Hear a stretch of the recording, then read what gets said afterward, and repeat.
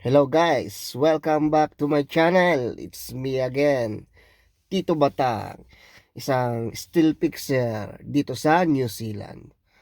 So for today's video guys, ang ating pag-uusapan naman ay tungkol sa paano ba kumuha ng sasakyan dito sa New Zealand.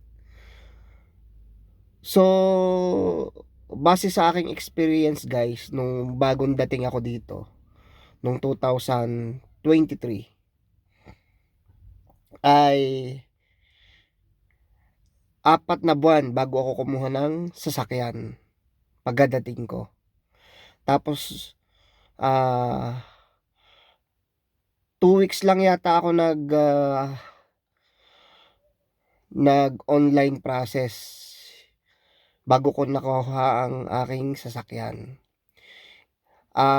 Ako ay mula dito sa Libin, tapos nung nag-process ako, nag-search ako sa Facebook, Auckland pa nanggaling ang sasakyan kong ito.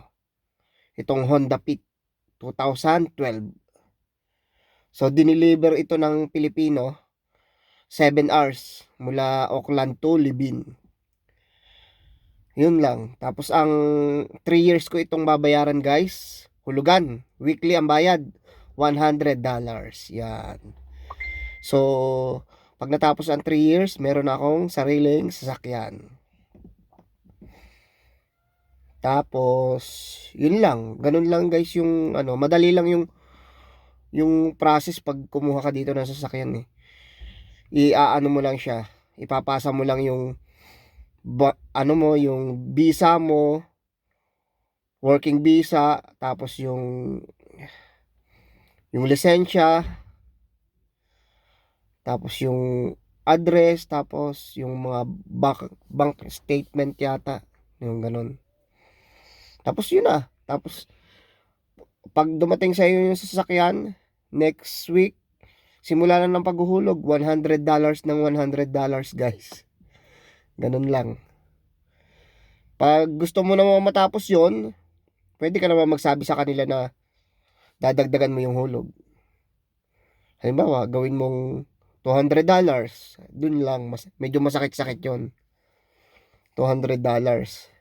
Tapos, sasahod ka lang ng 1,000. 800 agad ang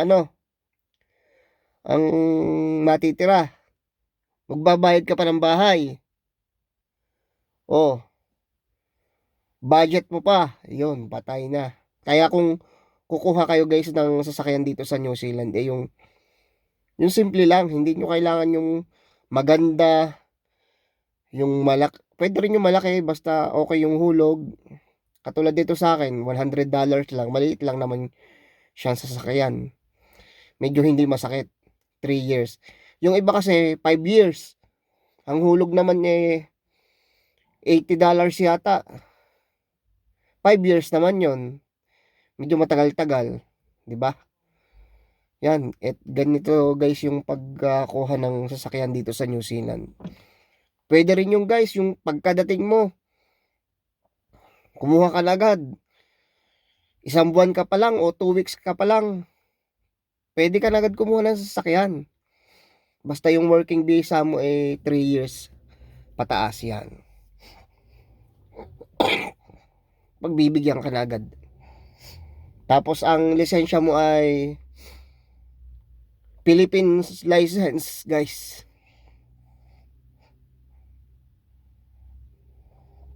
Yun lang. Valid for 1 year yon yung lisensya natin guys. Lalo ngayon, na-extend pa ng 6 months. Oh, di 1 year and 6 months. Pwede ka pa mag-drive dito sa New Zealand guys. Tapos habang iniintay mo yung ma-expire, mag-take ka na ng exam sa cellphone ng New Zealand license test. Para pagdating ng iyong malapit ka nang mapuso ang lisensya, pwede ka nang mag-exam guys. Tapos yung lisensya dito guys ay valid kahit saan. Hindi katulad dyan sa atin sa Pilipinas, guys. Yun lang papakita mo. Mga transaction, lisensya, guys. So, maraming salamat sa panonood, guys. Ito nga pala si Tito Batang, isang still fixer dito sa New Zealand. Maraming salamat po sa suporta at please subscribe, like po sa aking YouTube channel. Thank you, guys.